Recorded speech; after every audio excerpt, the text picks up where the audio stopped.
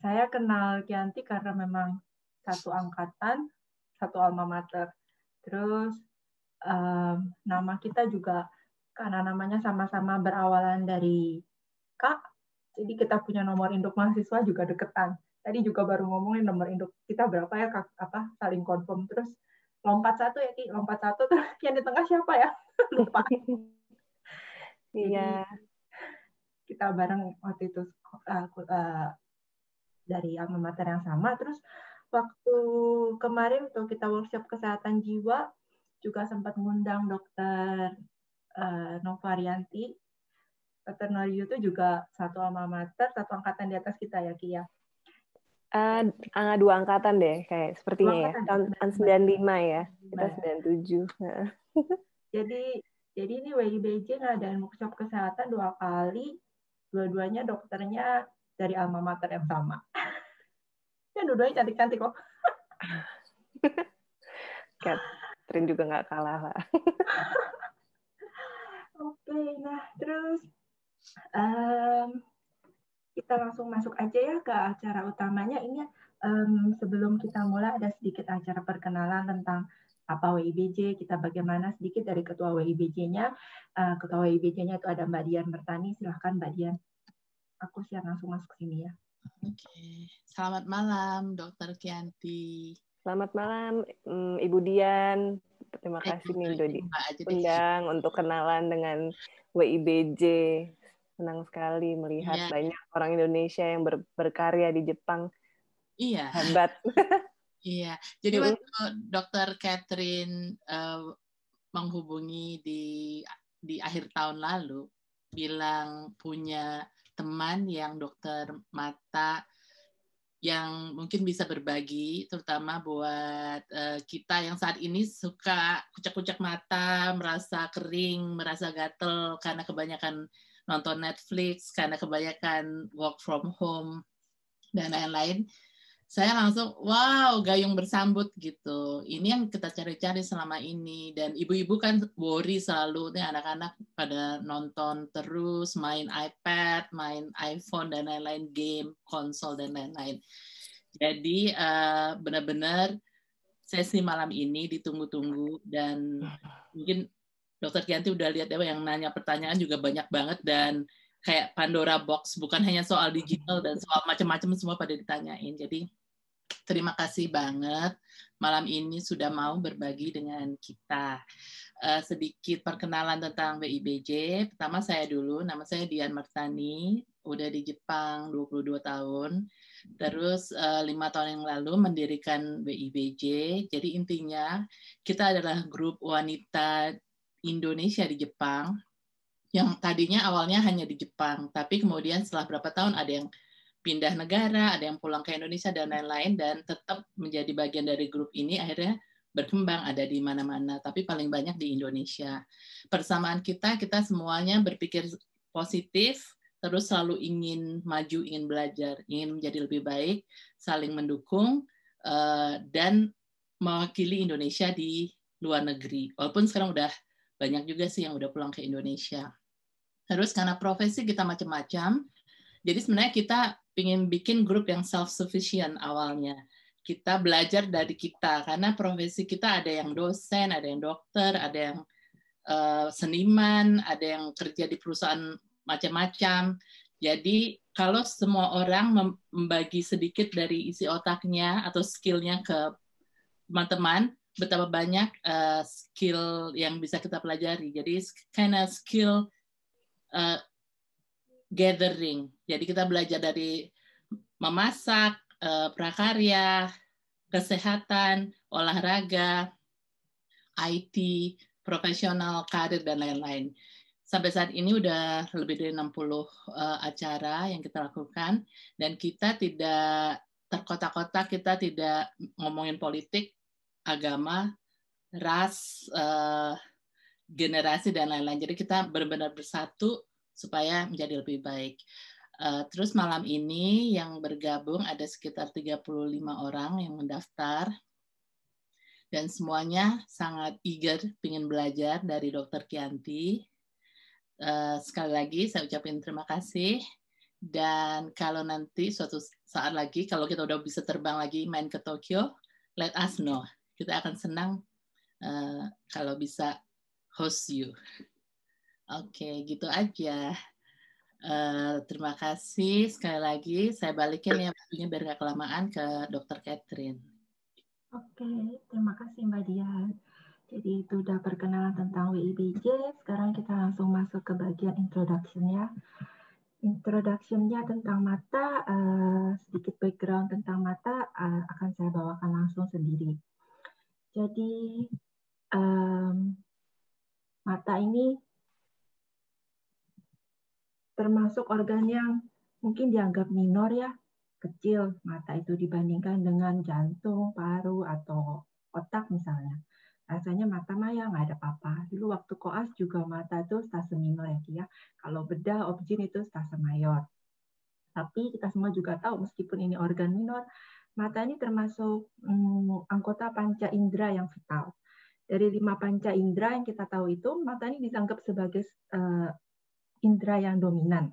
Karena hampir semua impresi yang kita terima dari luar itu yang masuk melalui mata.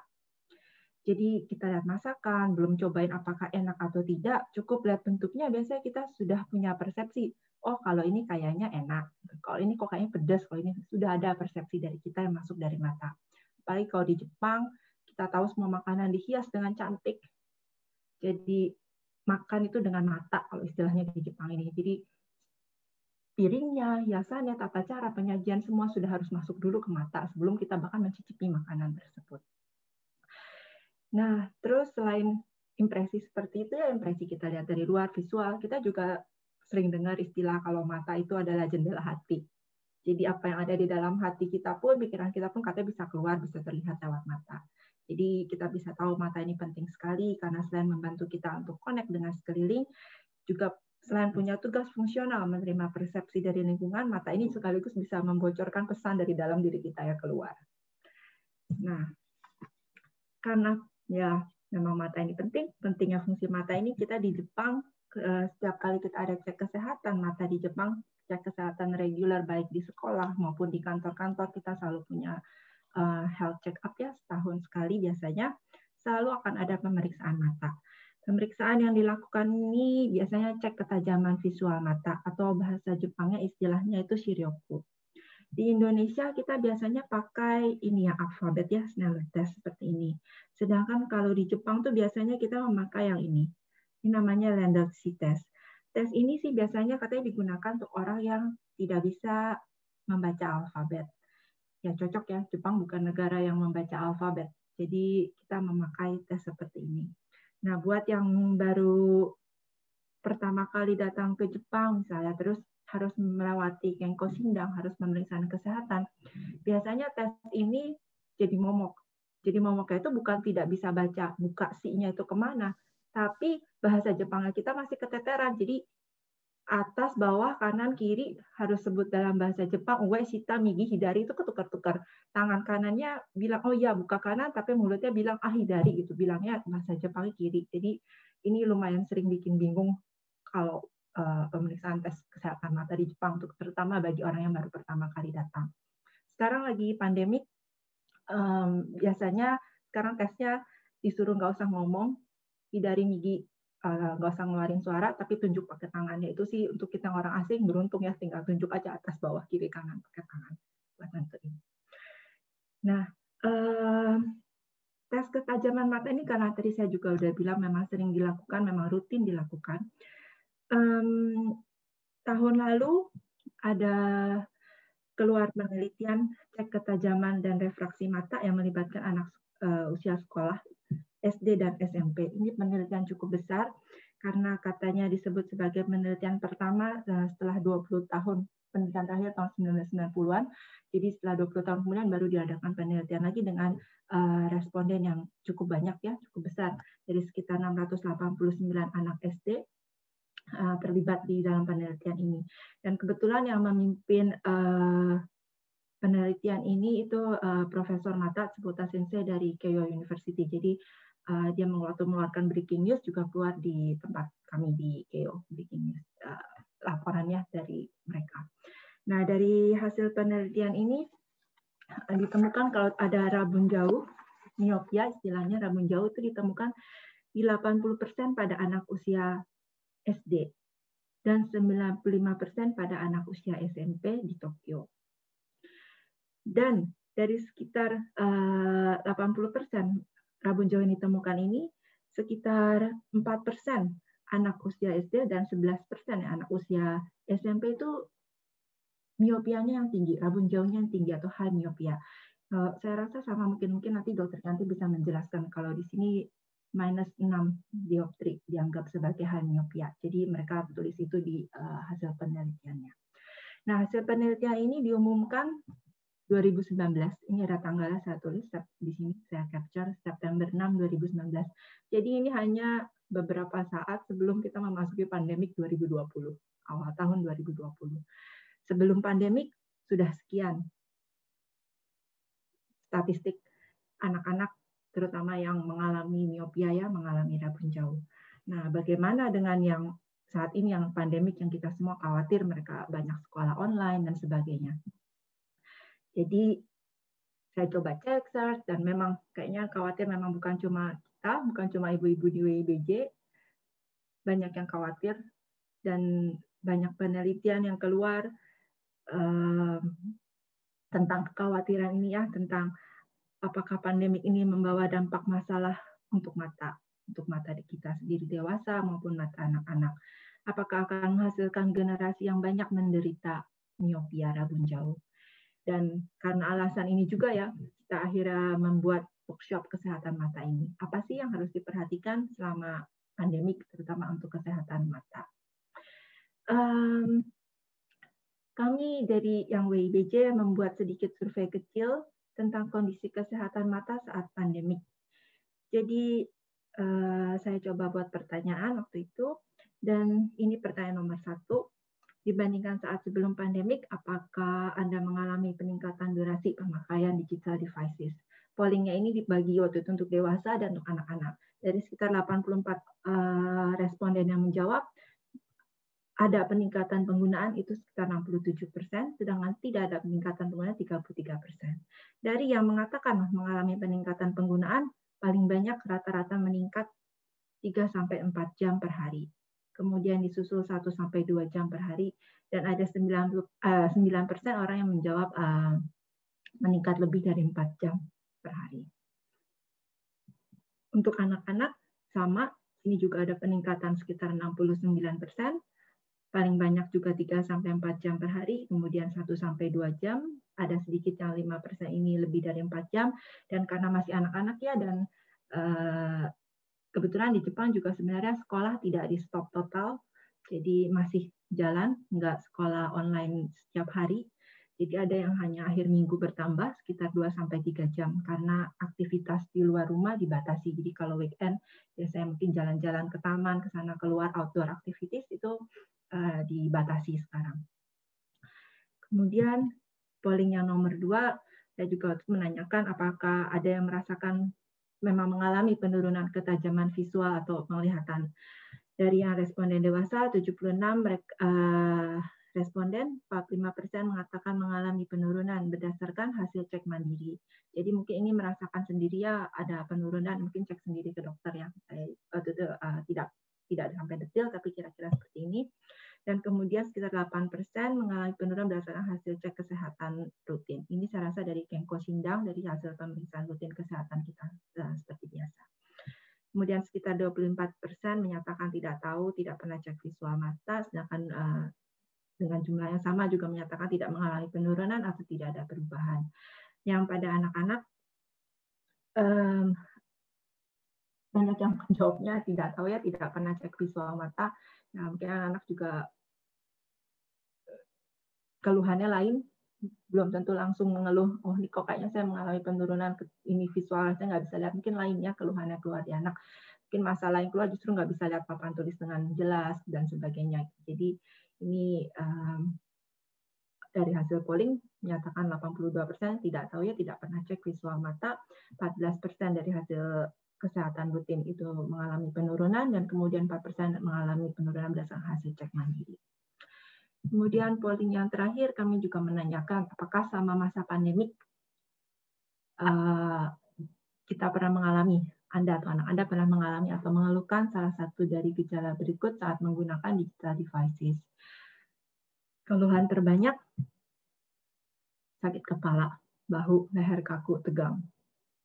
Kemudian disusul dengan keluhan pada mata berair, kering, gatal. Ini tidak saya pisahkan gejalanya, pokoknya hanya keluhan pada mata dan 31% menjawab di sini. Kemudian penglihatan kabur atau penglihatan double ada sekitar 17% yang menyatakan mengalami ini dan tidak mengalami gejala apapun sekitar 8%. Kira-kira seperti ini hasil survei kecil-kecilan yang kita adakan di WIBJ. Jadi gimana kita harus mengatasi gejala tersebut, apa yang harus diperhatikan dengan kesehatan mata kita, terutama selama kita banyak menggunakan digital devices. Saya rasa kita langsung masuk saja mendengarkan presentasi dari Dr. Yanti. Silakan, Ki. Terima kasih Dr. Catherine, terima kasih atas introduction-nya dan juga terima kasih untuk Ibu Dian dan teman-teman di WIBJ. Senang sekali malam ini saya bisa diundang dan sharing ya, sebetulnya mungkin bukan ngajarin, sharing untuk tentang kesehatan mata. Kita mulai aja, ini share screen dari yang Catherine aja apa aku? Terserah, kamu mau share screen? Nggak apa-apa juga sih, soalnya aku udah copy kan tadi. Oh ya udah, aku aja lagi. Nanti kamu bilang aja. Iya, oke. Ya, jadi sebelum kita masuk ke tentang persisnya kenapa masalah mata selama pandemi ini, saya ingin sharing juga mengenai kesehatan mata untuk semua. Bagaimana kita mencegah, mempromosikan dan memproteksi mata kita. Slide-nya boleh di next. Jadi mata itu betul seperti yang Dr. Catherine katakan adalah jendela dunia, juga jendela hati tadi ya, karena memang proses penglihatan dan proses keseimbangan itu terjadi salah satunya di organ mata, dan 80% informasi yang diperoleh dari kehidupan kita sehari-hari didapat dari penglihatan, baik informasi sehari-hari, belajar, dan kegiatan kita dalam sehari-hari. Slide. Kalau kita kembali ke anatomi mata sendiri ini dari bagian depannya itu ada bagian alis, kelopak mata, eyelid ya. Kemudian kelopak mata ini berfungsi seperti mirip dengan wiper mobil. Jadi dia meratakan permukaan mata kita dengan air mata. Kemudian pupil yang berfungsi seperti mirip dengan diafragma kamera. Dan kalau kita lihat potongan melintangnya, di sini ada lensa. Lensa ini juga berfungsi untuk seperti lensa kamera untuk zoom in dan zoom out apabila kita melihat jauh dan dekat. Dan ada aqueous humor yang memproduksi cairan untuk nutrisi bola mata. Nah, permukaan mata kita itu diproteksi oleh tear film atau lapisan air mata, yaitu letaknya di kornea kita, di mana kita memasang kontak lens. Nah, di sini terdiri dari 3 lapis. Lapisnya itu ada lapisan musin, mucus layer, watery layer, dan lapisan paling luarnya adalah oil layer atau lapisan yang mengandung lemak. Nah, ini diproduksi oleh kelenjar mebum di panah yang sebelah sini dan kelenjar lakrimal dan konjungtiva atau bagian putih mata kita. Slide. Nah, bagaimana penglihatan itu bekerja sebetulnya untuk memproduksi suatu penglihatan yang binokuler atau penglihatan yang muncul di otak. Jadi kedua mata harus bekerja sama dengan baik untuk dapat memproduksi penglihatan yang binokuler ya, artinya 3 dimensi yang dipersepsikan oleh otak kita, yaitu terletak di korteks visual di otak bagian belakang, di lobus occipital. Slide. Jadi penilaian fungsi penglihatan sendiri memang yang paling umum seperti tadi Dr. Catherine sudah jelaskan, itu adalah pemeriksaan visual tajam penglihatannya, itu macam-macam chartnya, ada yang tadi Snellen, ada yang Landolt, ada juga yang berbentuk gambar seperti ini. Nah, ini disesuaikan dengan umur dan kebiasaan di tempat masing-masing. Memang kalau di Indonesia kita lebih banyak menggunakan Snellen. Tetapi untuk anak-anak preverbal, anak-anak yang belum bisa bicara atau anak-anak yang belum bisa membaca, kita bisa melakukan preferential looking test seperti yang di bawah ini, ada yang bergaris-garis. Nah, itu adalah salah satu metode untuk menilai kemampuan tajam penglihatan pada anak yang preverbal. Kemudian fungsi penglihatan juga selain tajam penglihatan ada penilaian lapang pandang. Nah, lapang pandang ini penting ya, apalagi pada orang yang menderita glaukoma.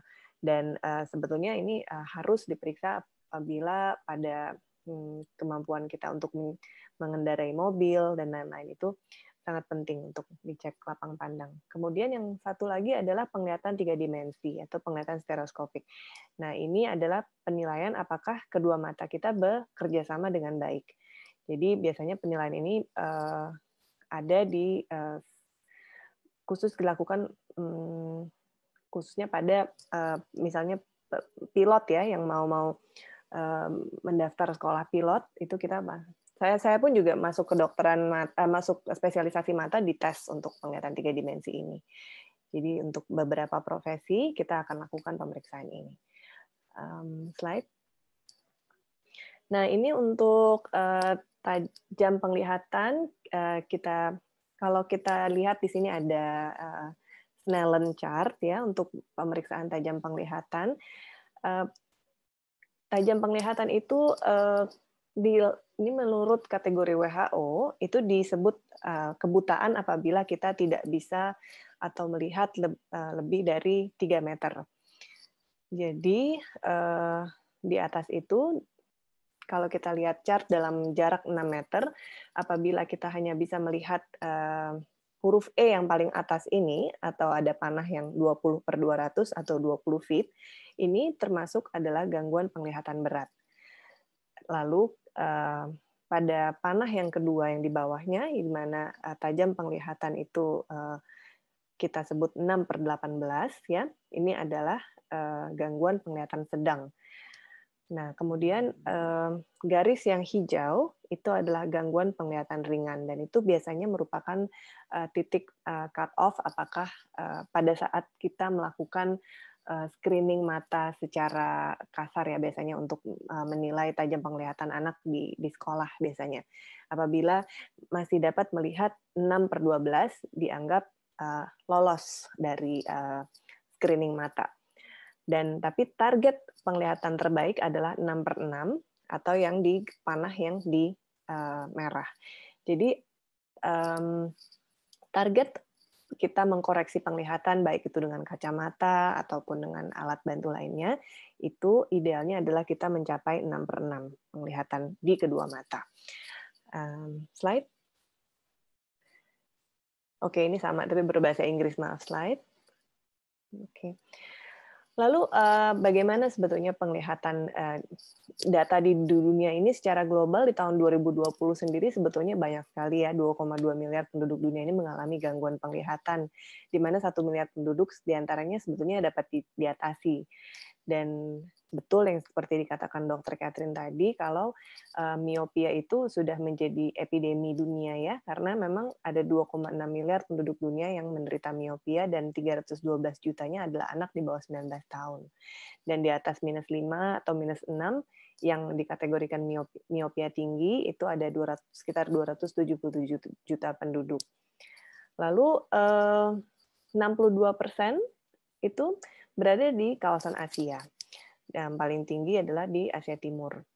Lalu untuk kelainan mata yang lain seperti degenerasi makula yang berhubungan dengan usia, diabetik retinopati, itu juga bisa dilihat sendiri, dan di negara dengan low middle income memang pasti 4 kali lebih tinggi.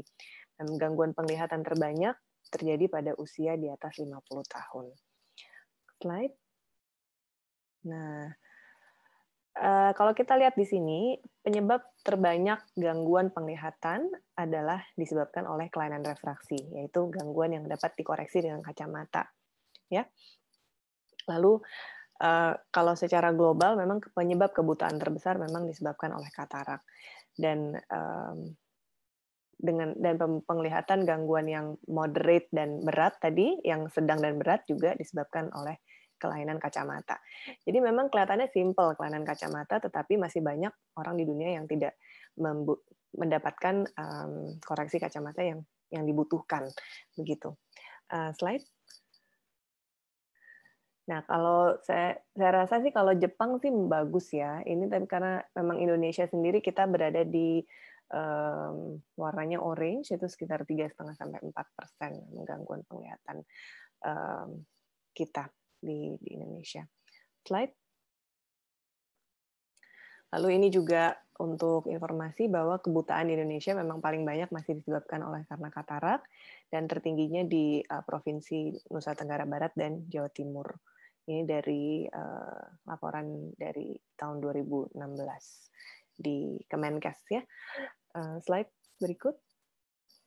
Jadi kenapa kebutaan ini masih sering kita bicarakan? Karena memang kebutaan dan kemiskinan ini merupakan suatu lingkaran yang tidak pernah berhenti ya. Artinya kalau memang ada gangguan penglihatan, otomatis mereka akan mengalami gangguan income dan bekerja, kemudian akan jatuh ke kemiskinan dan akan mempunyai risiko lebih tinggi untuk penyakit-penyakit lain dan kecelakaan, sehingga itu menjadi suatu lingkaran yang tidak berhenti di sana gitu. Oke, jadi sebetulnya tahun 2020 ini adalah WHO dan IAPB ya, itu sudah dari 20 tahun sebelumnya mencanangkan yang namanya kampanye Vision 2020 untuk mencegah mengurangi blindness dan gangguan penglihatan. Tetapi ternyata karena ada pandemi, tentu saja hal-hal ini dapat jadi terhambat ya. Terutama di Indonesia, kita operasi katarak jadi sangat sulit dilakukan karena untuk bakti sosial kita tidak dapat menjaga social distancing dan lain-lain. Slide.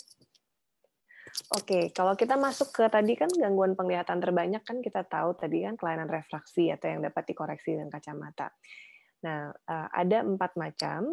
Ya, ini bisa dilihat diagram mata di sini. Kalau penglihatan mata yang normal itu penglihatan yang kita lihat di chart itu persis jatuhnya di retina kita, di makula, itu karena dibiaskan oleh kornea dan lensa tepat di situ sehingga kita dapat melihatnya dengan jelas. Nah, pada miopia atau minus itu sumbu bola mata kita itu lebih lonjong dibandingkan mata yang tidak minus, sehingga bayangan itu akan jatuh di depan retina dan itu menyebabkan gejalanya buram. Tentu saja ini akan membutuhkan koreksi dibantu dengan lensa minus. Lensa minus ini akan membantu bayangannya jatuh persis di retina. Kebalikan dari ini adalah hipermetropia atau plus jauh ya. Nah, ini bola matanya terlalu pendek atau lensanya pembiasannya terlalu terlalu kuat justru, sehingga bayangannya jatuhnya di belakang retinanya. Nah, ini dibantu oleh lensa plus supaya bayangannya itu maju jatuh persis di retina. Dan kalau pada astigmatism atau silinder, itu biasanya terjadi karena ada kornea, bagian depan mata kita, kornea kita yang lonjong, atau lensanya juga yang bentuknya agak lonjong, sehingga terjadi distorsi dari bayangan. Nah, ini juga dibantu oleh lensa silinder dan jatuhnya persis di retina kita. Terapinya, saya rasa sebenarnya semua banyak yang tahu, kita bisa menggunakan kacamata, tapi kita juga bisa menggunakan kontak lens, ada soft lens dan hard lens. Kemudian apabila mau bebas kacamata, kita bisa melakukan bedah refraktif, bisa LASIK dan PRK atau yang terbaru dengan teknik SMILE. Slide. Lalu pada penyebab kedua tadi, penyebabnya adalah katarak. Nah, katarak ini adalah sesuatu yang disebabkan oleh satu yang tidak dapat dimodifikasi adalah usia. Jadi katarak itu terjadi karena lensanya menjadi keruh, ya, yang tadinya jernih menjadi keruh. Yang dapat dimodifikasi biasanya adalah paparan ultraviolet yang tinggi, kemudian diabetes, merokok, gangguan hiperkolesterolemia, dan penggunaan obat-obatan misalnya steroid. Lain-lain kadang-kadang ada trauma tumpul terhadap bola mata yang dapat menyebabkan katarak. Gejalanya biasanya penglihatannya berkabut, kacamata sudah dicoba koreksi tapi tidak optimal, kadang-kadang penglihatannya double, dan di sore hari merasa lebih redup dan kontras warnanya terganggu. Slide. Nah, katarak ini sebetulnya cukup mudah karena dapat dioperasi dengan teknik yang cukup singkat ya operasinya sendiri, dan biasanya operasi kapan? Bila sudah mengganggu kegiatan sehari-hari dan sudah mencapai gangguan penglihatan berat, moderate walaupun sudah dikoreksi dengan kacamata. Tetapi disesuaikan dengan kebutuhan pasien. Artinya kalau gangguan penglihatannya masih ringan tetapi pekerjaannya mesti membutuhkan penglihatan yang sangat acute ya, sangat-sangat tajam, tentunya bisa dioperasi dan tidak perlu ditunggu sampai matang. Oke, dan katarak yang sudah keruh tadi dikeluarkan digantikan oleh implan, lensa tanam yang diletakkan di tempat lensa alami kita. Slide. Lalu gangguan penglihatan yang tadi cukup sering juga sebelum ini tadi ada age-related macular degeneration atau degenerasi makula yang berhubungan dengan usia. Nah, ini biasanya terjadinya di retina. Nah, di makula kita ya, munculnya di atas 50 tahun dengan faktor-faktor risiko, biasanya selain merokok, hipertensi, juga biasanya genetik. Nah, gangguan itu seperti ini, jadi penglihatan sentralnya itu yang terganggu, jadi tidak kelihatan kalau muka anak-anak dua ini. Terapinya bisa di laser atau injeksi obat. Lalu slide berikut. Glaukoma yang tadi kita lihat penglihatan, ini sering dikatakan sebagai pencuri penglihatan karena progresivitasnya itu tidak terasa. Jadi lama-lama lapang pandang kita menyempit. Dan biasanya kalau sudah terjadi kerusakan dari saraf optik kita, itu irreversible dan dapat menyebabkan kebutaan. Nah, makanya ini apalagi orang tekanan bola mata kita harus kita periksa secara rutin, dan apalagi yang memang mempunyai keturunan glaukoma, mungkin orang tuanya glaukoma, kadang-kadang anak-anaknya juga di atas 30-40 tahun mempunyai faktor risiko yang sama karena ada faktor genetik tersebut. Jadi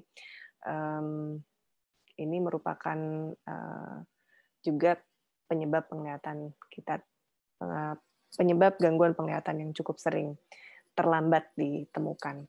Slide berikut, maaf. Lalu glaukoma ini dapat diterapi sebetulnya dengan obat tetes, laser, dan operasi. Dan prinsip terapinya adalah seumur hidup. Kalau kita lihat gejalanya seperti ini, kalau penglihatan normal yang di atas, yang ada penyempitan lapang pandang, hanya penglihatan sentralnya yang terlihat jelas. Tapi penglihatan perifernya itu menyempit. Slide. Lalu penyakit yang berhubungan dengan penyakit mata ya, atau gangguan di retina yang disebabkan karena komplikasi diabetes. Nah, ini juga cukup banyak karena memang prevalensi diabetes sendiri di dunia kan juga memang meningkat dengan gaya hidup kita dan yang kurang sehat ya. Kemudian biasanya diabetes yang lama, yang lebih dari 20 tahun, biasanya 80% akan menderita diabetik retinopati ini karena adanya kebocoran pembuluh darah di retina. Dan biasanya juga seringkali tidak menimbulkan gejala sampai sudah agak lanjut stadiumnya gitu. Nah, dan biasanya saya nggak tahu kalau di Jepang, tapi mungkin lebih bagus daripada di Indonesia ya untuk yang sudah terdiagnosis diabetes, biasanya harus diperiksakan retinanya secara rutin 6 bulan sampai 1 tahun sekali untuk melihat ada komplikasi ke mata atau belum. Gejalanya seperti ini, jadi ada bagian-bagian penglihatannya yang hilang. Slide. Terapinya ini bisa dilakukan laser dan biasanya kadang perlu injeksi obat atau operasi vitrektomi pada kasus yang berat. Begitu. Tapi paling penting adalah sebetulnya memonitor gula darah. Slide. Sorry. Lalu gangguan kekeruhan kornea. Nah, ini biasanya juga penyebabnya bawaan lahir, defisiensi vitamin A di Indonesia juga masih cukup tinggi ya. Lalu infeksi virus, bakteri, dan jamur apabila khususnya pada pengguna lensa kontak yang kurang bersih. Jadi kalau kita menggunakan kontak lens, terutama kalau di Indonesia itu kan negara tropis ya, jadi kan lebih lembab.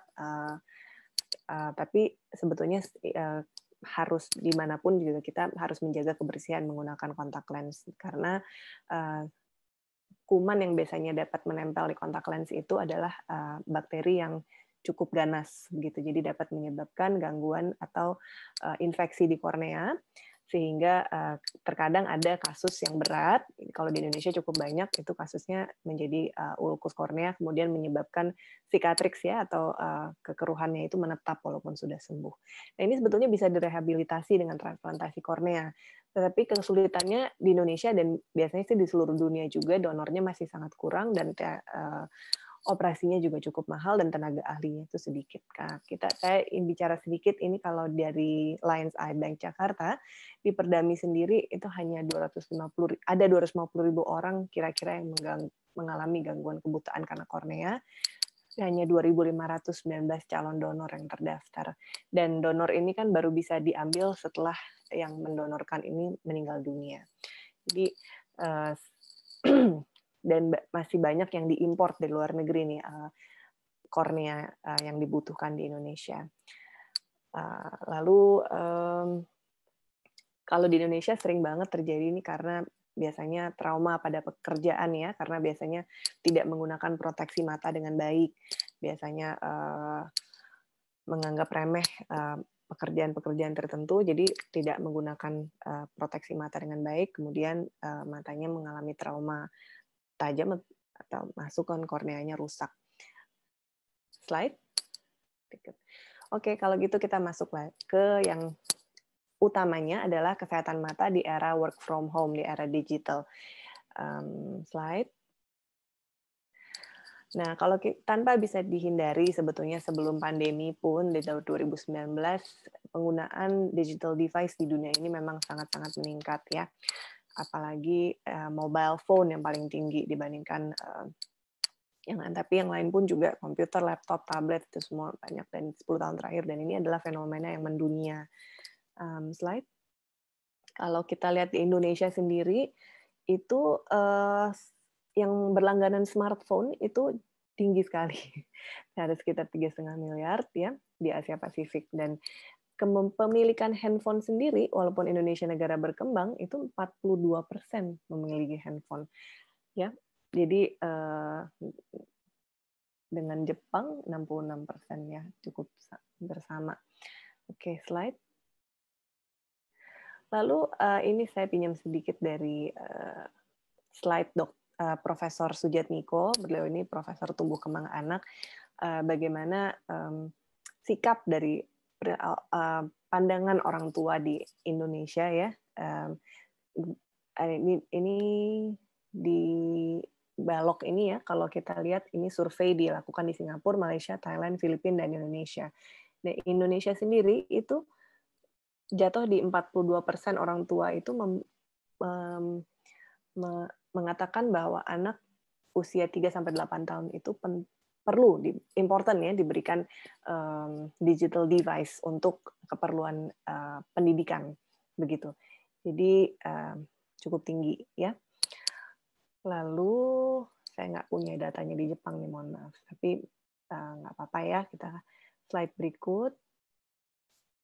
Lalu apa sih sebetulnya yang terjadi pada saat kita melihat digital device? Sebetulnya pada saat kita melihat digital device ataupun apapun yang dilihat secara dekat ya, baik itu buku bacaan atau tapi saat ini kan juga lebih banyak kita melihatnya di digital device. Nah, otot dari yang memegang lensa kita atau otot ciliary muscle itu berkontraksi terus-menerus sehingga untuk membantu lensa kita memfokuskan penglihatan tadi jatuh persis di retina. Ya. Jadi ototnya berkontraksi terus-menerus, dan untuk bekerja sama dengan baik ya, kedua mata itu harus berkonvergensi, artinya harus memfokuskan ke objek dekatnya itu dengan maksimal. Jadi di sini kita dapat membentuk tajam penglihatan binokuler atau 3 dimensi yang baik. Untuk mempertahankan ini, tentu saja otot ini bekerja keras ya. Dan ini adalah idealnya kita menyusun workstation itu seperti ini. Jadi dengan pencahayaan dan disesuaikan dengan tinggi badan.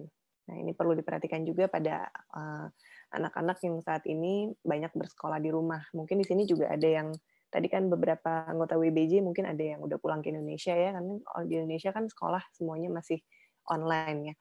Nah, ini harus disesuaikan, posturnya juga harus sesuai. Jadi jangan sampai, karena postur yang buruk tadi itu yang dapat menyebabkan keluhan-keluhan yang seperti survei yang tadi Dr. Catherine sudah sampaikan juga ya, ada kekakuan di area otot dan area bahu dan leher dan lain-lain. Karena mungkin posturnya saat bekerja tidak bisa dijaga dengan baik.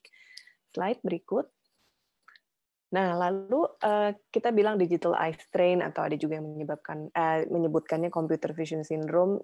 Kerja mata untuk fokus dekat itu lebih berat karena harus terus-terusan kontraksi sehingga seringkali menyebabkan keluhan pegal, pusing, berair, matanya perih atau kering. Kenapa? Karena pada saat kita melihat dekat, fokus itu tanpa kita sadari, kedipan mata kita berkurang. Jadi efek wiper dari kelopak mata itu tidak berjalan dengan baik sehingga itu menyebabkan mata kering, dan terkadang mata kering ini juga dapat menyebabkan keluhan buram. Buramnya tuh intermittent ya, buram yang kadang-kadang buram begitu dikedipkan lagi dia lebih jelas lagi. Kemudian apabila mempunyai kelainan ukuran kacamata yang tidak dikoreksi dengan baik, biasanya keluhannya akan lebih mudah muncul.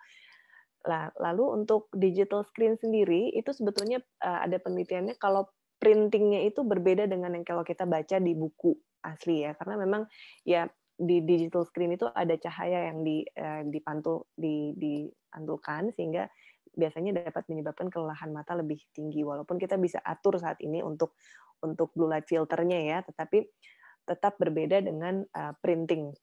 Kemudian efek glare tadi. Nah, pencegahannya adalah kita biasanya harus tetap melakukan istirahat mata. Jadi walaupun kita sekarang ini work from home, school from home, usahakan ada waktu-waktu kita melakukan break ya, istirahat dan pengaturan screen dan pencahayaan tadi. Dan apabila diperlukan memang disarankan untuk menggunakan tetes mata sebagai pelembab mata atau artificial tears. Dan di bawahnya lagi. Yang dapat kita ingat sebetulnya kalau bisa setiap 20 menit kita melihat screen, lakukan 20 detik istirahat untuk melihat jauh 20 feet.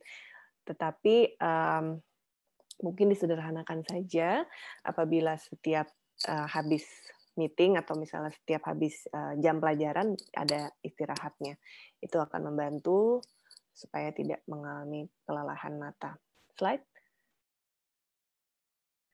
Lalu penggunaan alat-alat digital pada anak itu kenapa juga penting diperhatikan? Kenapa? Karena kemampuan akomodasi anak itu kan masih sangat baik. Artinya pada saat kita mencapai usia 40, kita umumnya akan membutuhkan kacamata plus untuk baca karena kemampuan akomodasi lensa kita berkurang.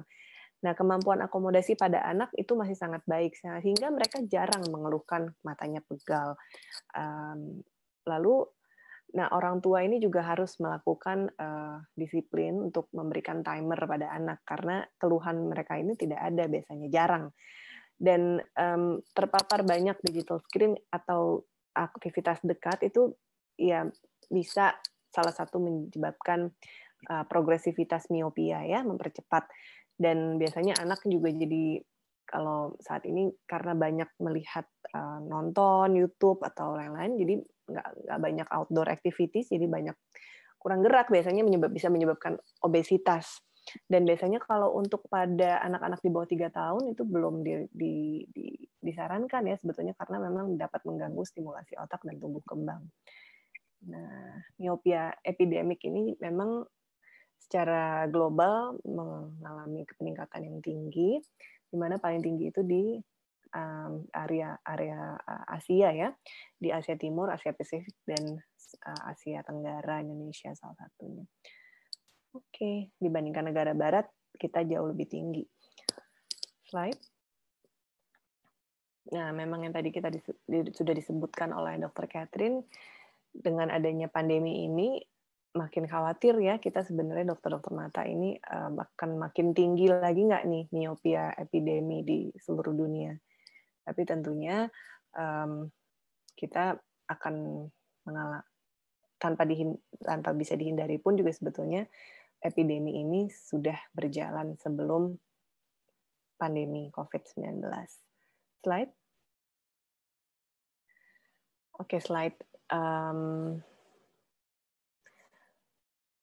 Ya, kalau di Jepang saya tidak tahu, tapi kalau di Indonesia sendiri memang belum ada ya screening anak sekolah untuk yang rutin dilakukan dan pendengaran, dan ini ada suatu paper yang menyarankan bahwa harusnya Indonesia mulai melakukan screening pada anak SD-nya ya untuk penglihatan dan pendengaran.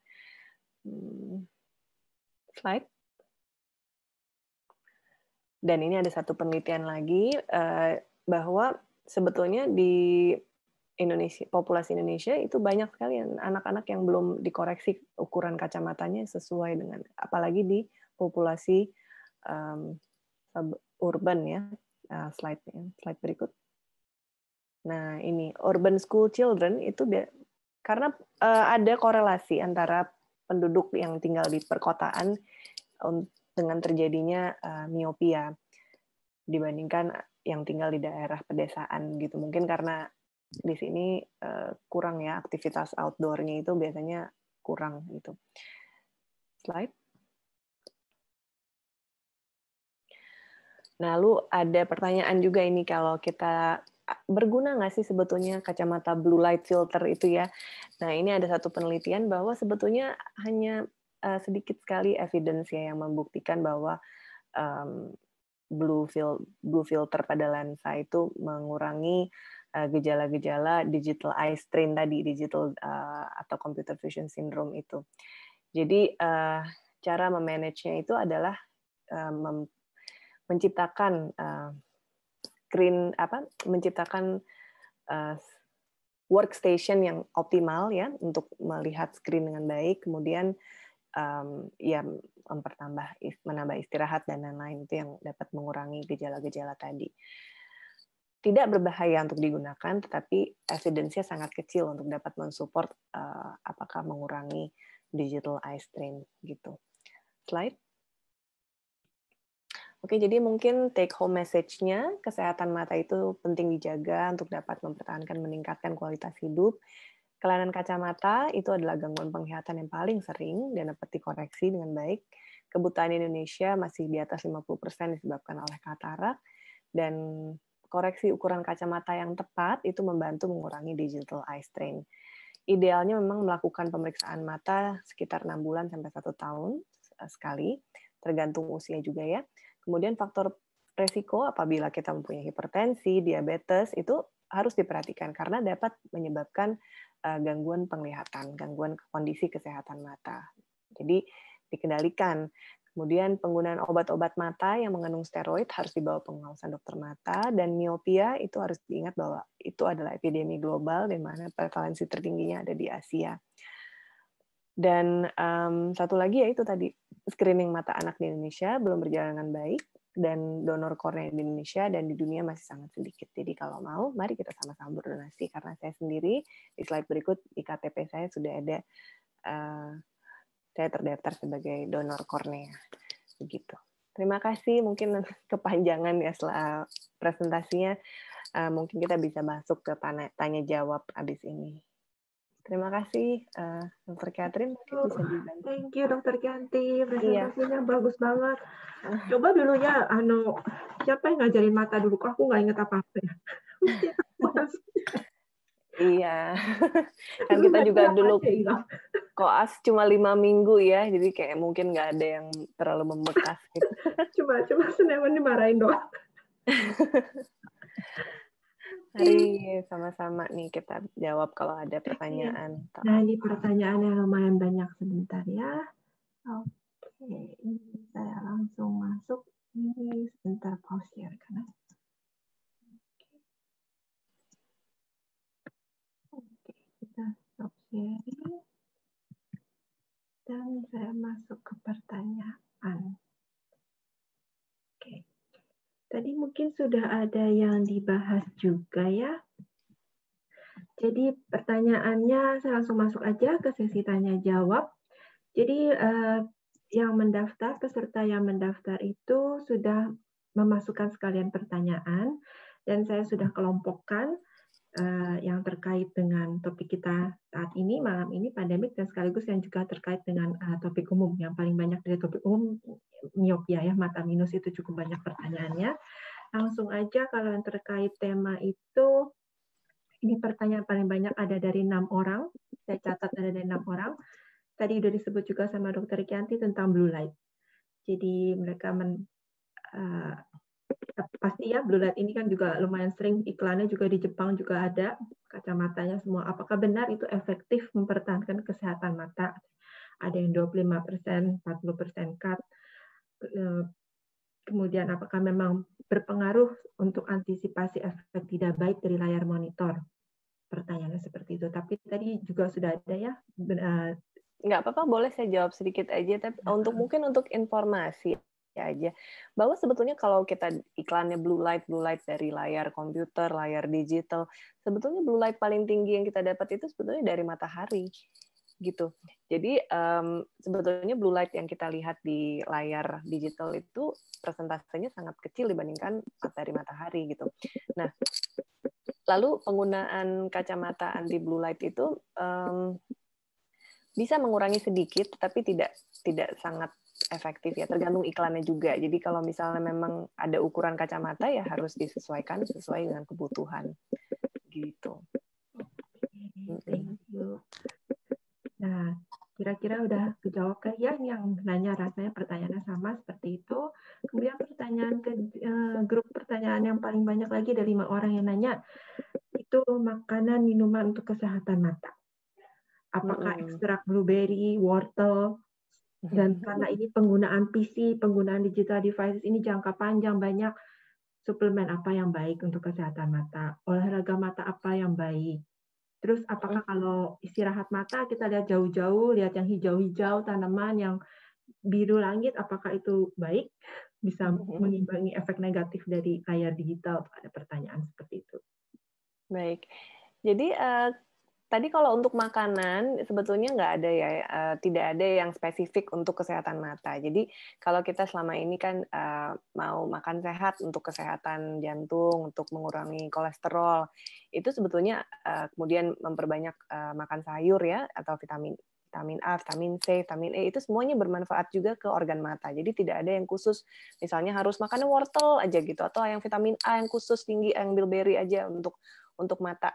Tidak, tetapi untuk keseluruhan kesehatan tubuh secara umum itu biasanya juga akan bermanfaat ke pembuluh darah di mata kita. Tapi untuk mengurangi minus itu tidak bisa, tidak ada makanan atau minuman yang dapat mengurangi atau mencegah minus. Minus itu bisa dicegah biasanya dengan satu, modifikasi gaya hidup yang paling penting. Jadi kalau pada orang tua yang punya minus, ya memang anak akan mempunyai persentase yang lebih tinggi, kemungkinan dia akan minus juga di usia sekolah misalnya. Tapi yang biasanya perlu dilakukan adalah memodifikasi gaya hidup. Jadi jangan dari kecil sudah dibiasakan dipegang layar digital, tetap ada aktivitas di luar rumah untuk sekaligus juga tadi mengistirahatkan mata. Kenapa? Karena kalau kita ngelihat dekat terus-terusan tadi kan, kalau kita lihat di slide tadi kan otot matanya itu kan berkontraksi terus-menerus. Nah, apabila kita di luar rumah, outdoor, itu kan kita melihat jauh, sehingga kontraksi itu berkurang. Itu mata jadi istirahat. Jadi di sana kuncinya untuk melakukan aktivitas outdoor. Begitu. Oke, thank you. Ini udah 2 pertanyaan dari yang sudah masukin. Mungkin saya lempar sekali untuk yang sekarang lihat live, yang ikut langsung, apakah ada yang mau bertanya? Kalau mau bertanya, silakan unmute. Apakah ada yang mau bertanya dari yang melihat langsung? Ana? Saya boleh silakan. Ya. Oh, siapa duluan? Iya, Ana sama? Iya. Silakan Mbak Ana dulu deh. Ya, Ana dulu deh. Oke, silakan Ana. Tadi dokter bilang bisa donor kornea mata. Itu cara daftarnya bagaimana? Dan kalau mata kita minus, apakah masih tetap boleh daftar jadi donor kornea? Terima kasih. Terima kasih. Ya, ini tadi saya sudah coba jawab. Jadi kalau di Jakarta sendiri itu ada 2 ya, ada Bank Mata Indonesia dan Lions Eye Bank Jakarta. Jadi untuk menjadi donor bisa mata minus, bisa silinder, bisa asal korneanya memang masih sehat gitu ya. Tidak pernah ada infeksi kornea biasanya gitu. Terima kasih, Dok. Sama-sama. Kemudian satu lagi tadi yang mau bertanya langsung ke masih Vidya. Saya mau bertanya, boleh? Di unmute. Ini siapa? Nuning, Mbak Nuning? Nuning, ya. Tadi Mbak Vidya sudah angkat tangan. Mbak Vidya ada? Ya, nggak apa-apa. Mbak Nuning dulu nggak apa-apa, Dok. Hah? Nggak apa-apa? Iya, Mbak Vidya dulu nggak apa-apa. Ini sudah kebuka ya, sudah unmute. Oh iya. Mbak Nuning abis Iya. ini. Mohon maaf. Iya. Mohon maaf, Dokter. Terima kasih atas kesempatannya. Nah, tentang melihat yang terlalu dekat, tadi kan kurang baik ya, dan itu memang sudah dikasih tahu oleh orang tua zaman dahulu sampai sekarang. Namun, beberapa saudara saya dan rekan saya ketika saya kasih tahu ini, bilang bahwa gadget sekarang itu lebih ramah mata gitu. Jadi, untuk lihat dekat pun tidak apa-apa. Berarti itu tidak benar ya, Dok ya? Mohon maaf. Itu aja. Terima kasih banyak ya. Sama-sama. Ya. Kalau untuk ramah mata memang mungkin karena kita memang teknologinya juga berkembang ya. Artinya bisa kita lakukan ada yang namanya blue light filter, itu kan bisa kita aktifasi ya di layar handphone kita saat ini. Tetapi tetap saja kalau kita melihat dekat terlalu banyak ya, terutama pada anak-anak, itu dapat men-trigger, mencetuskan penambahan minusnya lebih cepat. Begitu. Dan pada orang dewasa pun juga walaupun memang teknologi juga lebih bagus ya, tetap kalau terus-terusan mata kita akan mengalami kelelahan atau digital eye strain tadi begitu. Dan biasanya mengganggu pola tidur juga karena blue light itu menyebabkan sekresi hormon melatonin di otak kita itu menurun sehingga jadi tidak ngantuk-ngantuk nih. Itu banyak pasien yang saya yang karena banyak menggunakan handphone, jadi pola tidurnya sejak pandemi ini terganggu. Mungkin juga disebabkan ada kecemasan dan lain-lain ya, tapi itu saling berkaitan biasanya. Begitu. Terima kasih banyak Dokter Kianti, sama-sama. Dokter Catherine. Oke, jadi Mbak Nuning sekalian nggak apa-apa masih bisa. Silakan di unmute Mbak Nuning. Iya, terima kasih Dokter Catherine. Ini saya mau tanya ya, waktu itu sekitar 5 tahun yang lalu saya operasi katarak. Katanya sekarang sih sudah bisa melihat ya. Awalnya itu saya rabun jauh yang miopi ya. Nah itu minus tinggi. Saya tuh minusnya sampai 16 sama minus 10. Jadi kayaknya nggak seimbang ya. Kemudian oleh dokter itu saya dioperasi katarak karena memang ada sedikit katarak ya, walaupun belum berat kataraknya, tapi atas nasihat dokter bilang ya udah nih operasi aja, nanti saya kasih lensa yang sesuai gitu loh.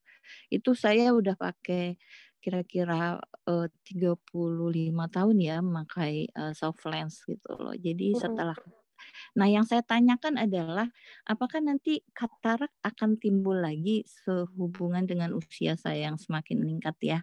Dan jika katarak timbul lagi bisa dioperasi lagi begitu seterusnya. Itu saja sih dokter. Terima kasih.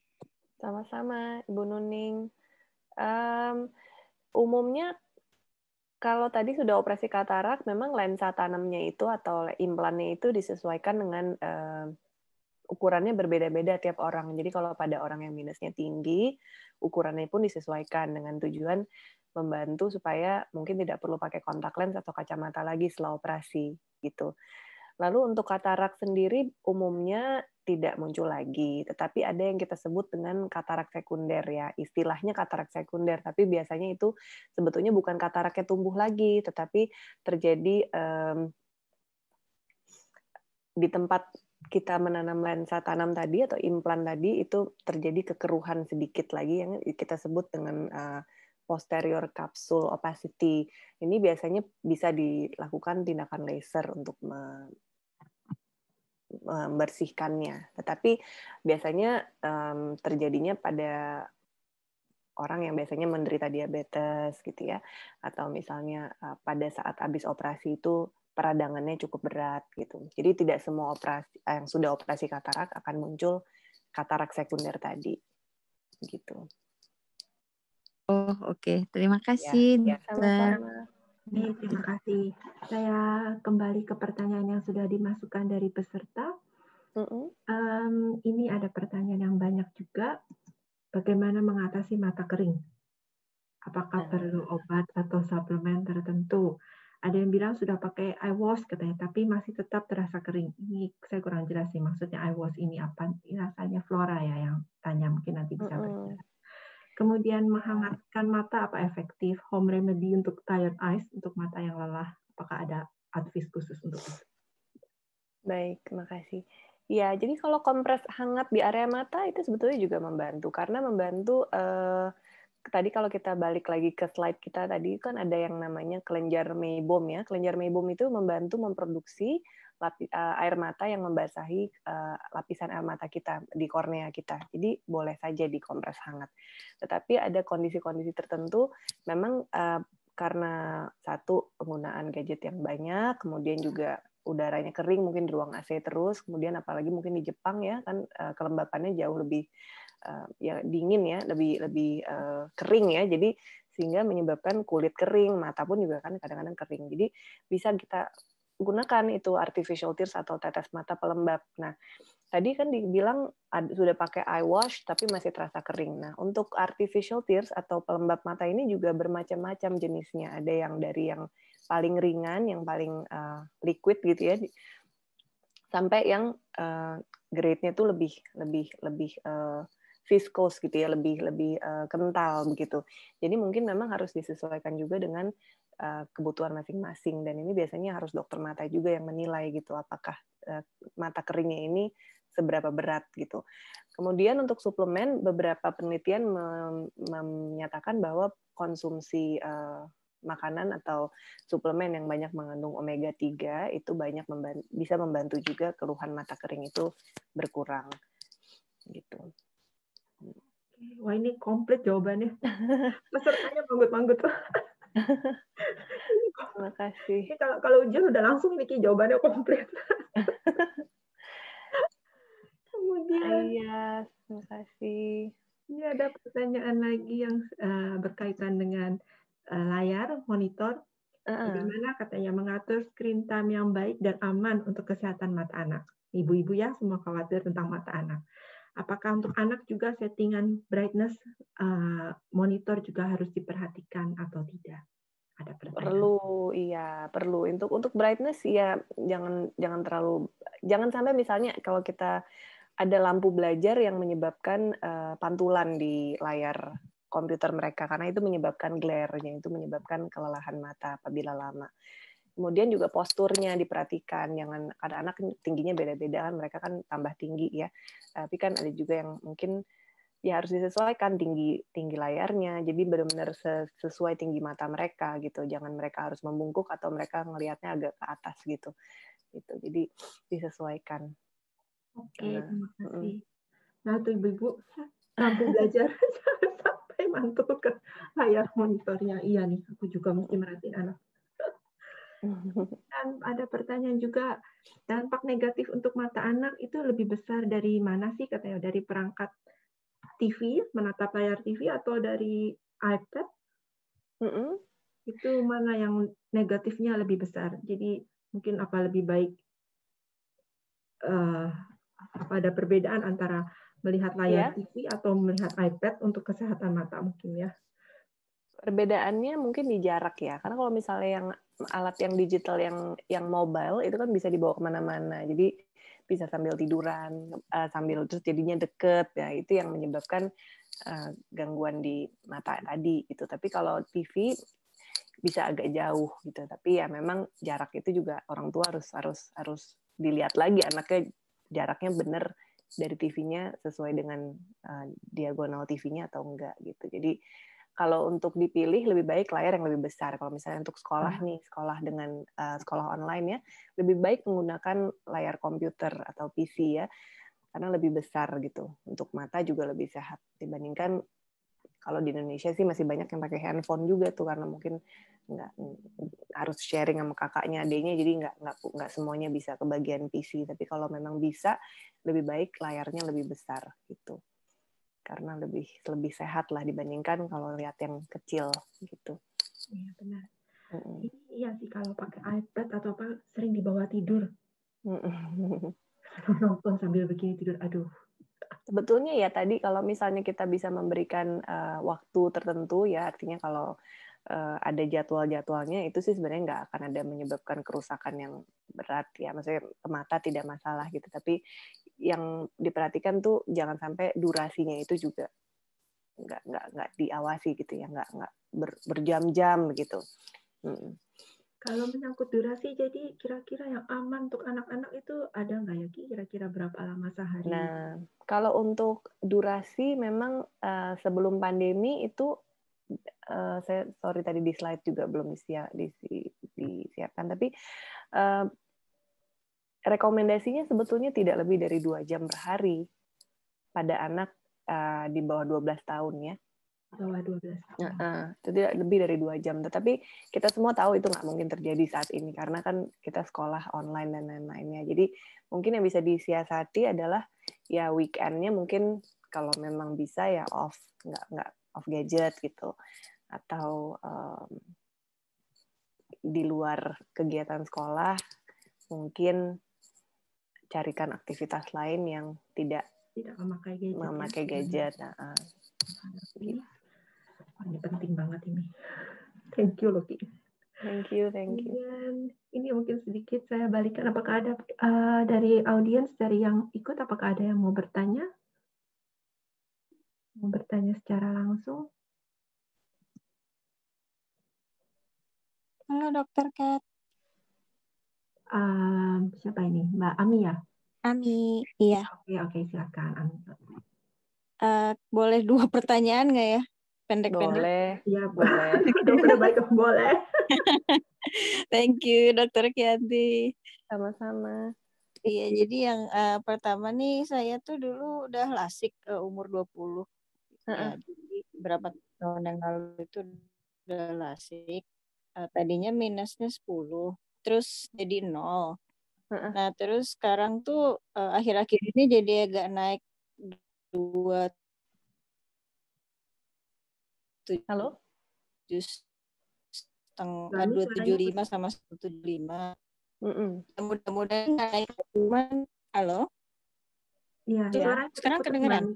Iya, sekarang kedengeran. Tadi kenapa minusnya dari minus 20 jadi 0 setelah lasik, setelah itu naik jadi berapa? Saya kurang kedengeran jelas. Mbak Ami? Oh iya, minus 10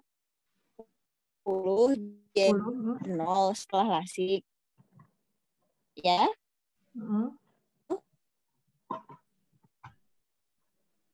Putus ya? Kalau udah pernah lasik tuh ya mudah-mudahan. Halo? Mungkin buat Ami diketik aja pertanyaannya, nanti bisa dibacakan oleh Dokter Kat. Ya, diketik aja, saya bisa baca dari sini. Ya, jadi sementara ya ada pertanyaan lain dari peserta lain?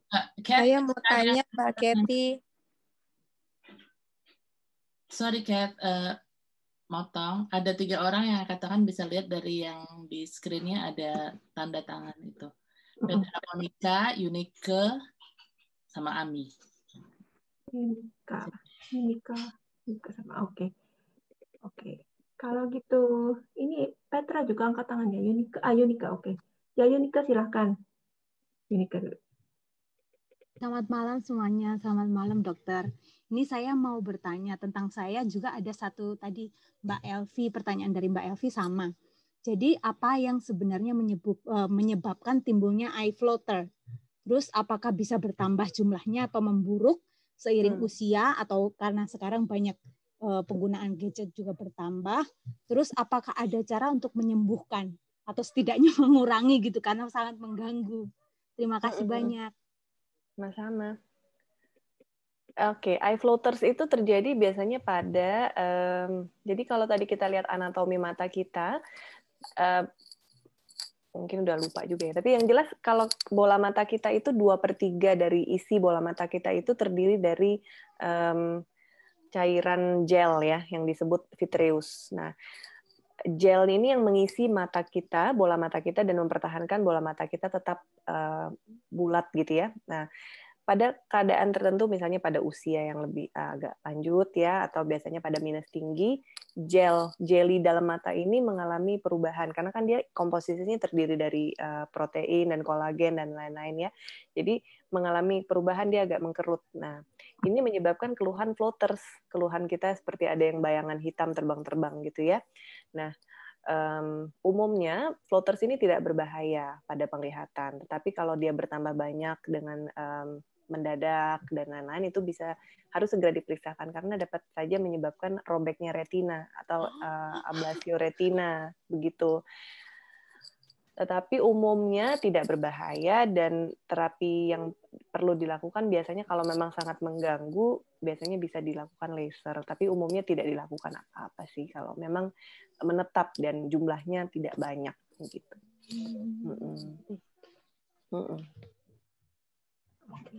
Gak apa-apa, oke, Mbak Yunika. Sudah dijawab dengan jelas ya. Terima kasih. Sebentar saya kembali ke pertanyaan yang sudah masuk sebelumnya dari yang sudah menulis. Ini ada pertanyaan tentang mata minus. Jadi ini banyak yang nanya, apa benar kalau pakai kacamata minus setiap hari itu nanti minusnya tambah parah? Karena sepertinya ada kepercayaannya, ada yang banyak bilang kalau dikasih kacamata pakai tiap hari malah jadi nanti minusnya tambah parah. Apakah itu benar? Kemudian apakah ada perbedaan dari menggunakan kacamata atau soft lens untuk memperlambat mata minus? Apakah kacamata terapi pinhole glaze itu bisa untuk mengurangi mata minus? Itu pertanyaannya. Baik, kalau untuk anak-anak memang ada terapi yang jadi untuk penelitian di seluruh dunia ini kan juga maunya kan miopia itu kita bisa pertahankan jangan banyak sekali ya pada anak-anak ya. Jadi banyak penelitian, salah satunya menggunakan kontak lens hard lens ya, yang namanya orthokeratology. Nah itu bisa pada anak yang minus sekian gitu ya, itu digunakan malam hari pada saat mereka tidur, itu bisa mempertahankan minusnya nggak terlalu banyak naik. Tetapi ya memang harus komitmen orang tua juga ya makain kontak lensnya untuk tidur dan lain-lain, dan tidak seefektif ada obat tetes atropin 0,01%. Nah itu kalau penelitian di Singapura itu lebih efektif untuk mencegah penambahan miopia atau minus pada anak-anak. Nah, sedangkan kalau tadi ada bilang kalau kacamatanya digunakan terus minusnya naik, sebetulnya yang menyebabkan minus naik itu bukan hanya penggunaan kacamata terus-menerus, tapi kalau pada anak-anak ya pertumbuhan sendiri gitu kan. Anak-anak kan masih tumbuh. Ya seperti halnya mereka badannya nambah tinggi, ukuran bajunya tambah besar, ukuran sepatu tambah besar, kalau udah dari kecil pakai kacamata, kacamatanya pasti nambah. Sampai mereka biasanya usia pertumbuhan selesai. Tapi pada orang dewasa kadang memang juga masih ada yang minusnya masih sedikit naik. Nah, tetapi kalau kenaikan misalnya di bawah 1 ya, itu kita biasanya tidak sebutkan kenaikan yang progresif gitu. Tapi kalau misalnya ada kenaikan yang progresif ya harus dievaluasi apakah memang termasuk miopia yang progresivitasnya itu terus jalan walaupun usia pertumbuhannya sudah stop begitu. Tapi kalau memang ada minus atau ukuran kacamata saat bekerja ya sebaiknya digunakan gitu karena memang membantu dan tidak akan menyebabkan kenaikan karena dipakai terus-terusan gitu. Tapi kan lebih ke habit dan lain-lain.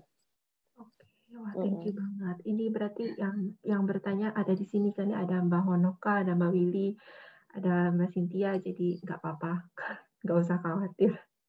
Kalau pakai kacamata nggak apa-apa, tidak ada yang dilarang ya katanya oleh suaminya, dilarang, dianjurkan memakai kacamata minus oleh dokter mata, tapi dilarang sama suaminya karena takut akan bertambah minus mata anaknya.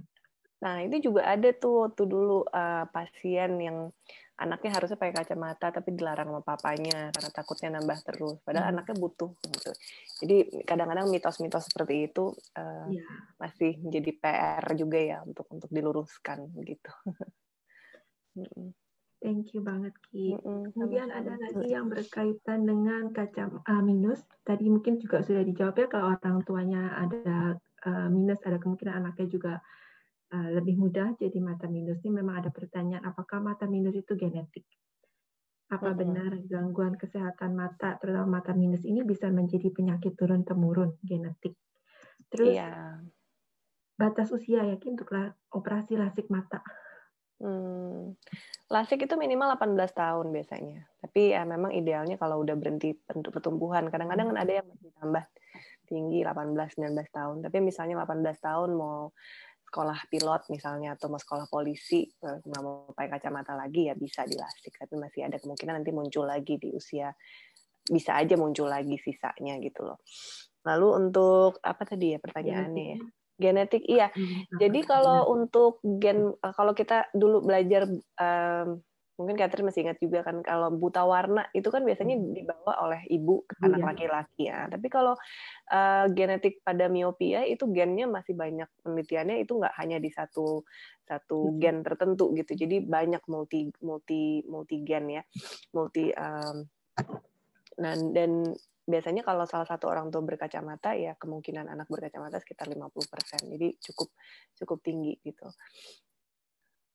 Dan biasanya kalau anak-anak lahir prematur, itu juga salah satu faktor risiko mengalami minus mata juga. Jadi idealnya memang usia minimal usia 6 bulan sekali pernah diperiksa, kemudian usia TK sama usia SD, biasanya karena udah banyak baca dan lain-lain ya tiap 6 bulan sampai setahun sekali harus diperiksakan matanya.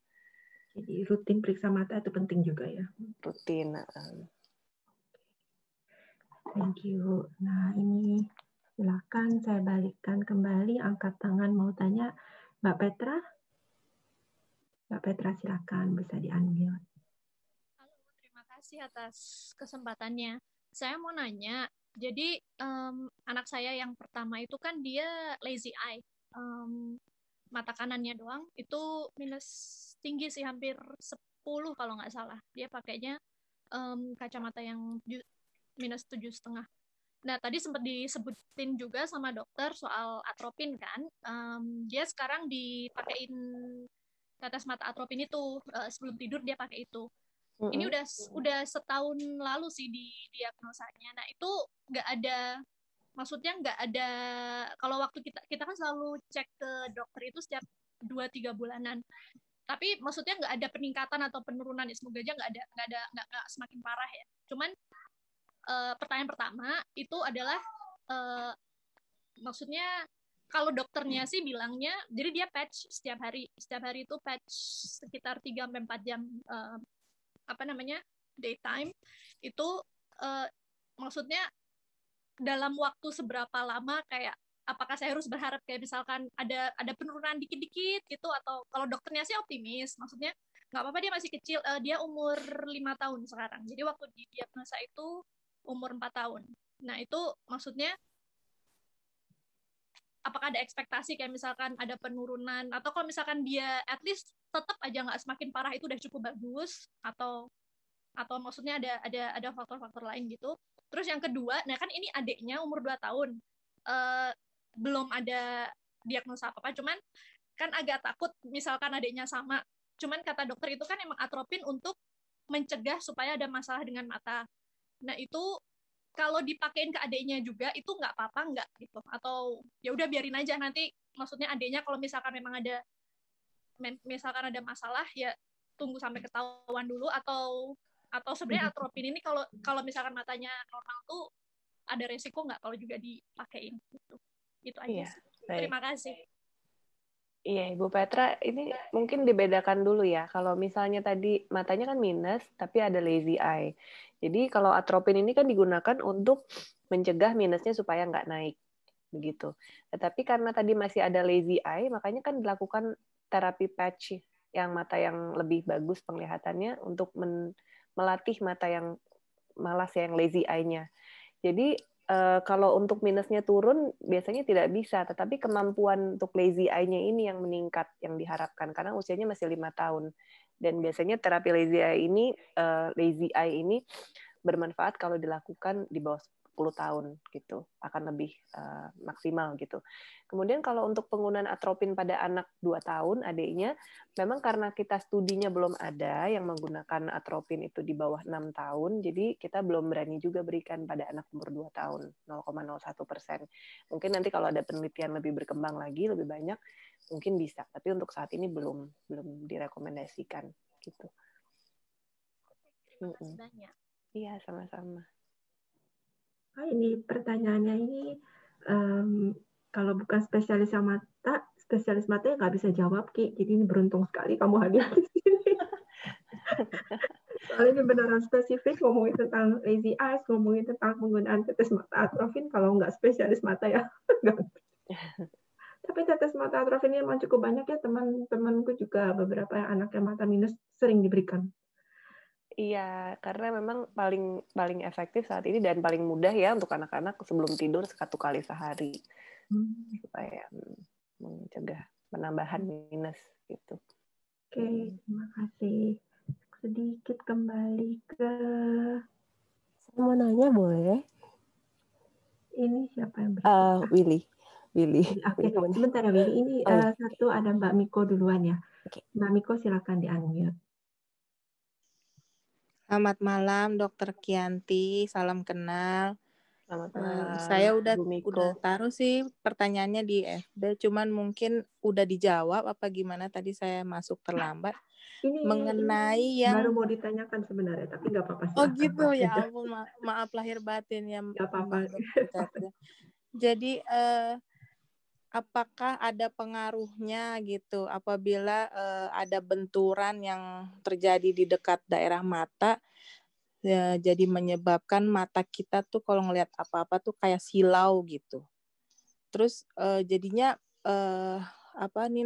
kelopak mata jadi rada mengkerut gitu. Kalau misalnya kita lagi keluar rumah bekerja gitu, karena saya kan pernah kecelakaan gitu ya, dan ada sedikit benturan gitu di daerah dekat mata gitu. Terus anak saya juga pernah ada benturan di dekat mata, malah kepalanya malah sobek gitu ya, Dok. Jadi garis gitu dari kepala menuju ke pinggiran pelipis mata gitu. Dan kalau anak saya itu memang sudah periksa mata kan di sekolah kan gitu. 2 kali dia dapat panggilan suruh periksa ulang gitu. Cuman menurut dokter itu memang tidak dia penglihatannya tuh menyilau gitu, silau lah pokoknya katanya gitu ya, mabusi gitu. Jadi apakah ada penyebabnya gitu bila terjadi benturan, dan itu harus bagaimana kita ya Dok treatmentnya gitu. Makasih. Iya, Ibu Miko apa sudah pernah diperiksakan setelah ini kecelakaan itu? Nah, kalau saya setelah kecelakaan itu belum. Rencana saya mau periksa memang ini minggu depan gitu. Cuman karena kebetulan ada acara ini, beruntung banget gitu kan ya, jadi tahu gitu nantinya jawabannya apakah emang ada efeknya gitu kan, apa gimana gitu. Soalnya saya takut Dok gitu. Saya paling takut periksa mata karena kan paling repot ya kalau pakai kacamata itu menurut saya gitu. Kalau bekerja terus punya anak kecil gitu pakai kacamata tuh agak ribet gitu. Jadi saya takut gitu kalau dokter memvonis kamu harus pakai kacamata misalnya gitu. Saya takut. Makanya saya undur gitu sejak kecelakaan itu gitu.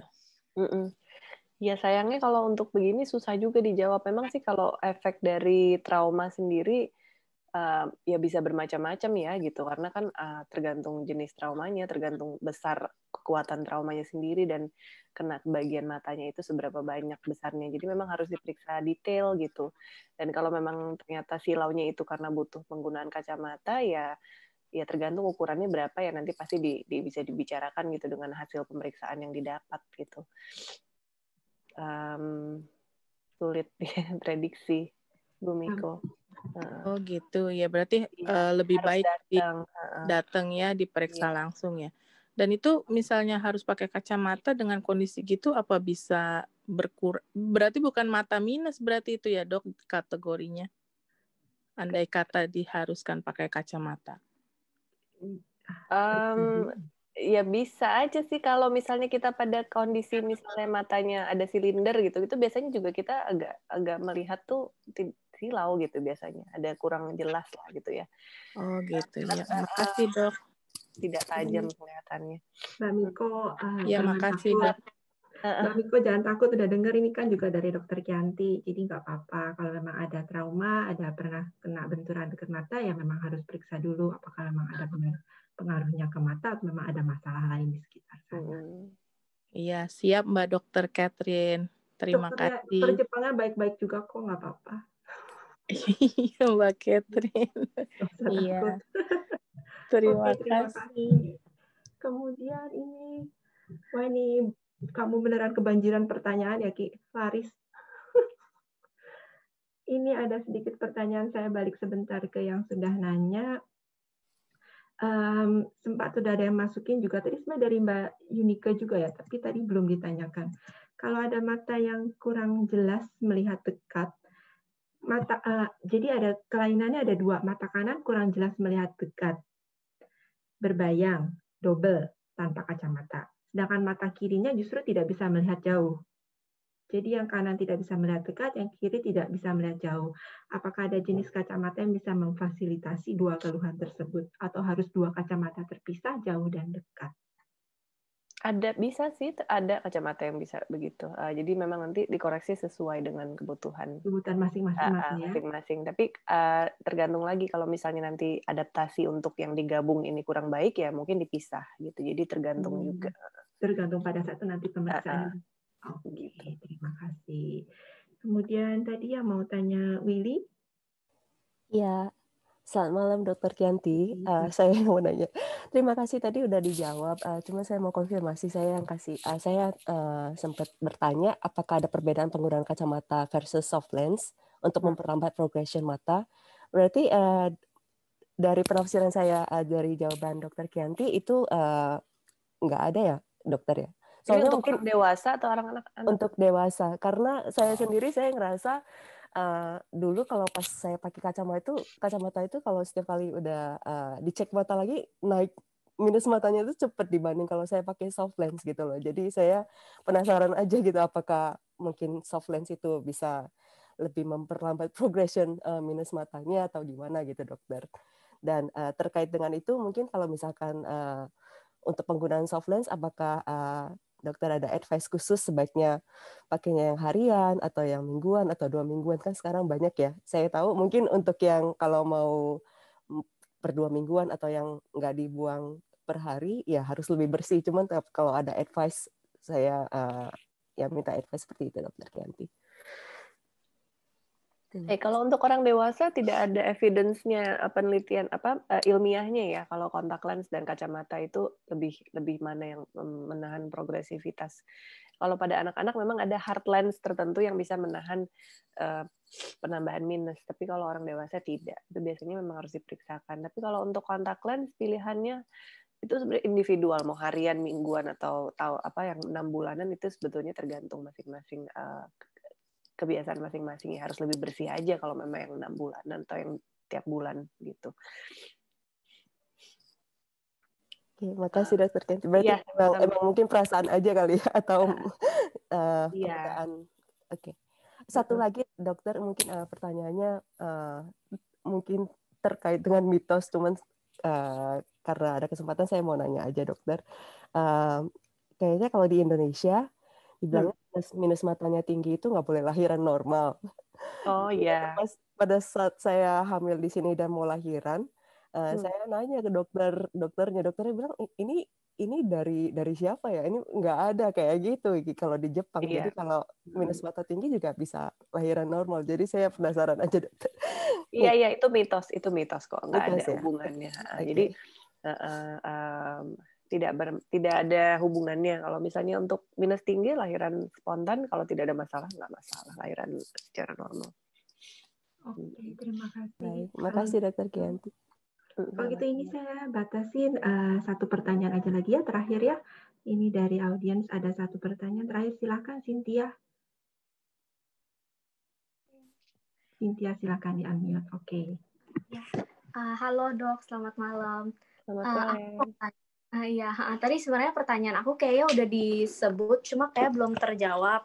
Aku tuh nanya yang kacamata pinhole. Jadi waktu aku bikin kacamata, aku tuh sempat dianjurin, kan aku sebenarnya waktu itu naik dari 1, tiba-tiba naik jadi 3 minusnya. Terus aku sempat dianjurin disuruh pakai kacamata pinhole. Kata 15 menit sehari itu cukup gitu untuk setidaknya mengurangi gitu pelan-pelan. Soalnya kan minus aku masih relatif kecil ya, -3 gitu. Tapi kayak sejauh ini aku pakai itu nggak ada pengaruh apa-apa gitu. Aku mau nanya apakah kacamata pinhole ini sebenarnya tuh efektif atau tidak gitu. Kalau misalnya efektif, apa 15 menit sehari cukup gitu. Kasih. Iya, jadi itu mitos juga ya, untuk kacamata pinhole itu tidak akan mengurangi minus. Kalau kita melihat dari suatu lubang kecil, memang kalau kita mata minus pasti akan terlihat lebih jelas. Jadi itu sebetulnya hanya efek dari pemeriksaan. Kalau kita pemeriksaan pun juga kalau ada yang namanya kita lakukan dengan pemeriksaan pinhole. Jadi itu tidak ada manfaatnya untuk mengurangi minus. Oke. Iya, makasih dok. Iya, sama-sama. Ini saya batasin tadi ini pertanyaan terakhir, tapi ternyata ini ada pertanyaan tadi dari Ami yang suaranya putus-putus. Satu mungkin nggak apa-apa ya Ki ya, satu pertanyaan ini terakhir yang tadi putus suaranya. Halo? Halo, tadi ada yang pertanyaannya putus-putus, tadi dia sudah ketik. Yang terakhir mungkin ya ini, dia tulis, kalau sudah pernah lasik, apa bisa lasik lagi? Kalau nonton layar lebar di ruangan gelap seperti bioskop ala-ala, apa sebenarnya tidak baik itu untuk mata? Begitu. Iya, jadi kalau untuk lasik bisa lasik lagi, ada kemungkinan bisa. Tapi umumnya kalau memang lasik ya dari minusnya tinggi banget, misalnya 8, 9 gitu, jarang muncul lagi sampai setinggi itu. Biasanya mungkin muncul lagi ya tadi siapa yang mengalami ya? Muncul lagi ya minusnya lebih kecil lah, 1 atau 2 gitu bisa muncul lagi. Terus untuk nonton layar lebar di ruangan gelap, nggak ada efek buruk kok untuk mata, nggak masalah. Kecuali kalau seharian gitu, kalau untuk 1 film atau 2 film nggak apa-apa. Jadi ibu-ibu nggak apa-apa yang Netflix, gelap-gelap dikit nggak apa-apa. Asal jangan seharian. Nggak apa-apa. Oke, Kianti, thank you banget ini. Terima kasih. Iya, terima kasih banyak. Rasanya ini workshop kali ini kita punya waktu untuk pertanyaan cukup banyak ya dibandingkan workshop lain. Beruntung banget hampir semua kayak bisa tanya pertanyaan banyak yang terjawab. Jadi mungkin saya lanjutkan, pertanyaan sudah. Saya lanjutkan ke acara foto ya. Kita ada sesi foto bersama dulu ya.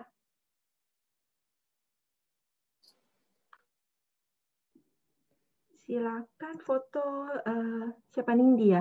Nindi yang akan bantu untuk foto bersama. Oke, selamat malam Dokter Kianti. Terima kasih juga untuk Dokter Catherine. Untuk teman-teman semua yang belum dinyalakan kameranya, silahkan dinyalakan. Kita akan foto bersama. Dengan hari ini posenya yang kayak saya ada kacamata, jadi dia agak di bawah gini. Kalau tidak ada kacamata mungkin bisa agak naikkan sedikit. Jadi ceritanya kayak mau menunjukkan mata kita tuh indah gitu. Oke, jadi karena ini seperti biasa ada beberapa slide, jadi nanti akan ada beberapa take ya. Jadi teman-teman kalau boleh stay